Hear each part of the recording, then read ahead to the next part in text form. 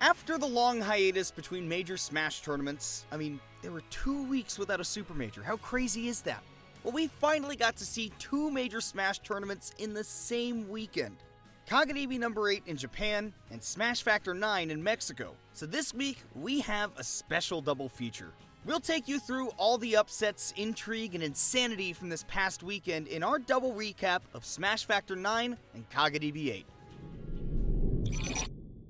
We'll start in Mexico, where Smash Factor 9 became the first ever Super Major in Latin America, and it did not disappoint.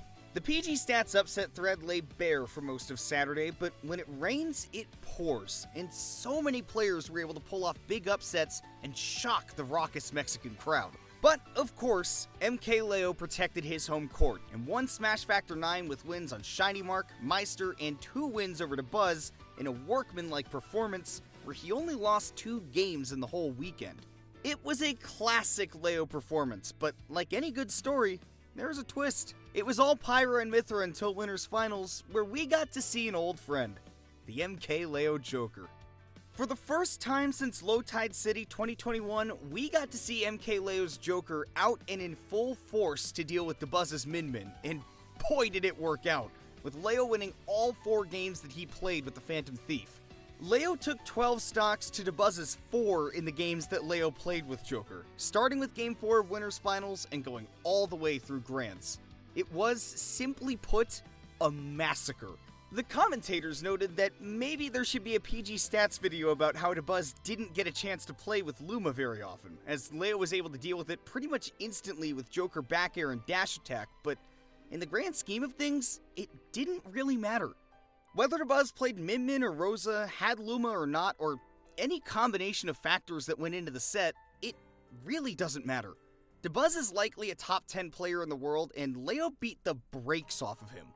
It was yet further confirmation that mkleo is the best player in the world at Super Smash Bros. Ultimate for the Nintendo Switch. Full stop. That wasn't all that happened though.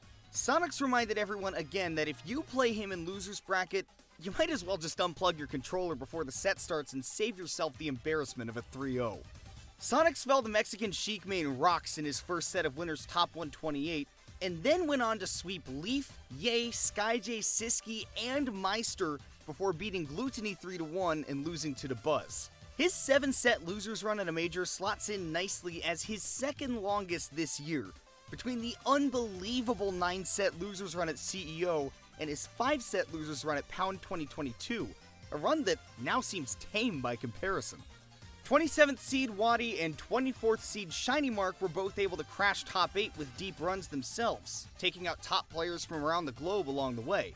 WaDi was able to take down Law, Aang, Rox, and Fatality on his way to his 7th place finish. He used his Mewtwo, Rob, and Ice Climbers all to win different sets versus different characters. WaDi said he was looking to become the counterpick god, and now with 2 straight top 8 major finishes, he just might be approaching that status. He can turn his character crisis into a crisis for his opponents, who can't possibly know who to prep for. A terrifying prospect when the wrong choice can mean a swift 3-0. Shiny Mark beat Neri, Big Boss, and Siski, each in 5 games on winner's side before falling to Leo and beating Waka to make top 8. There he met WaDi and quickly disposed of him, finishing 5th place and only losing to mkleo and Gluttony, 2 players who, spoiler alert, will almost certainly be ranked in the top 5 of the upcoming PGRU V3. And hey, you might want to subscribe to us to go check that out later this week. You don't want to miss it. Both Shiny Mark and WaDi had an SPR of +4, and were able to add this as another feather in their caps in what could be called breakouts, but for those who know them, this is just another expected step in their journey.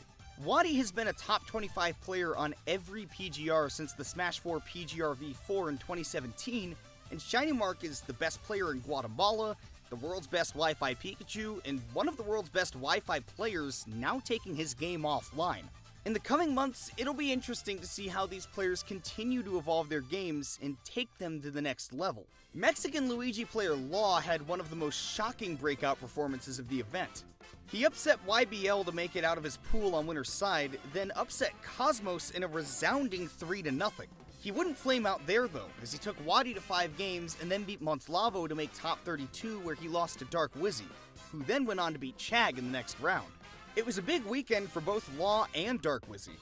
Law was able to secure a +3 SPR and a win over Cosmos in order to put his name on the map at Mexico's first ever Super Major, and Dark Wizzy's win over Chag was his best since he beat Tweak at Port Priority 6 and secured himself a +2 SPR in the process. All in all, Smash Factor 9 was pretty by the books, but some breakout performances and amazing gameplay kept it from getting stale, and the return of the mkleo Joker had spectators glued to the edge of their seats even as the clock approached 2 AM Eastern Time.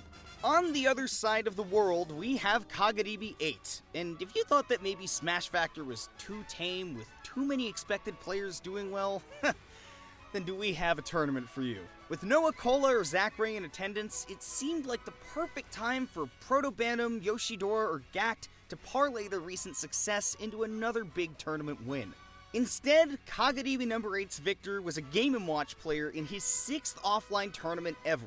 His name is Mia, and he did it with wins over Proto Bantam, Futari no Kiwami A, Abadongo, Shuton, and then Abadongo again to win one of Japan's biggest tournaments of the year through winner's side.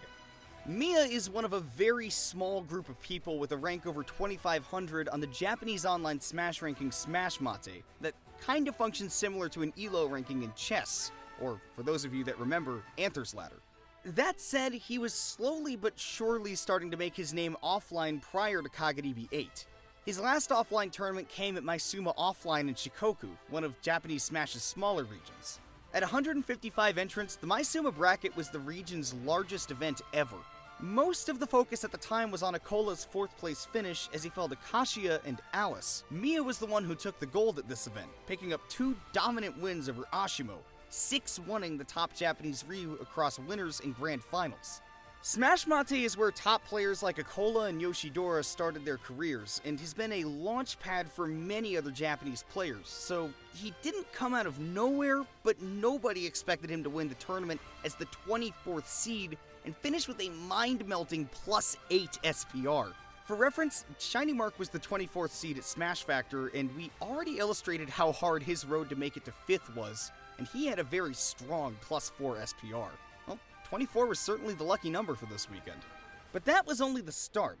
Abadongo, one of Japan's best players since the Brawl days, made a triumphant return to his Brawl and early Smash 4 main Meta Knight to take down Kameme, Yoshidora, Ken, Shuton, and Proto Bantam to finish 2nd with an SPR of +7.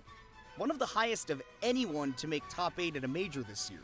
He even beat Proto 3-0 and 3-stocked him in Game 3 with Meta Knight, a character often forgotten about in today's meta. 4 of the 8 players in top 8 finished with an SPR of +5 or higher, a number that was reached by a grand total of 0 players to make top 64 at Smash Factor. Even Ike main Yez, who missed out on top 8 by 1 set, scrapped his way to a +6 SPR after losing to Rosalina main Yamad and winning 8 straight sets in losers.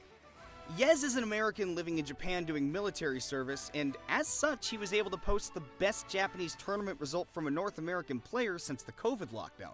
He was knocked out of the bracket by the excellently named Futari no Kiwami A, sometimes simply written as FNKA, who piloted solo ice climbers to their 2nd big top 8 in as many months after being shut out from almost every major top 8 throughout Ultimate's lifespan up to that point. Outside of his win on Yez, FNKA also beat Gact, Shirayuki, and Yoshidora. The Gact and Yoshidora wins add up to a total upset factor of 15, and his 5th place finish nabbed him an SPR of +5, which would be by far the highest at some tournaments. But, as we've seen, this was not most tournaments. Rounding out our foursome of top 8 overachievers, we have Umeki, who might be best known as the Daisy player who knocked mkleo out of a Japanese major at 33rd back at Umebura Japan Major in 2019. He came back with a vengeance this weekend, beating YOC, Noi, and Pasariman to finish 7th and secure an SPR of +5 after never finishing better than 33rd at any of the 3 other post-lockdown Kagaribis he attended. In other news, a player named Sobugami, English translation, Killing God, had never played in a tournament tracked on Smash data and was seeded to go 0-2. Then he beat Repo, the number 7 overall seed, and made his way to 33rd. Not only did they post an absurd +7 SPR, but also an upset factor 12 win. tied for the third highest at a major all time, behind Wizrobe over Tweak at Smash and Splash 5, and Camerific over Cola at MomoCon 2022. Now, this would be amazing enough if our Godslayer was just any old player, but that's not the case for Sobugami. This is Sobugami. Sobugami's entire Kagaribi run came with just one single Joy-Con, swapping between whichever of the three Miis was best fit to slay the particular god on hand. There can be no better reminder that just when you think you've seen everything in Smash, there's always going to be someone out there who can prove you wrong. Things truly got out of hand this weekend in Japan, and to illustrate that best, we have one last little stat for you. Both tournaments had their pools end at top 128, despite Smash Factor being nearly twice the size of Kagaribi. From Smash Factor top 128 all the way through the end of the tournament, there were 2 upsets of at least upset Factor 5. Rox's win over Sonic's and Law's win over Cosmos. In Kagaribi top 128, there were 12 such upsets. To keep up with every upset as it happens, follow us on Twitter at PGstats. And to get updates on everything that happens during the increasingly unhinged summer of Smash, subscribe to our channel. It's free, and you only need to click one button to do it. And, of course, you'll want to be around for the PGRU V3 and MPGR Summer 2022, the rollouts for which begin this week and continue through next Friday. Over 200 players will be featured as we update the rankings officially for the first time since the fall 2019 season. Until then, I've been Kimona, and from all of us here at PGstats, we thank you all for watching. We'll see you all next time.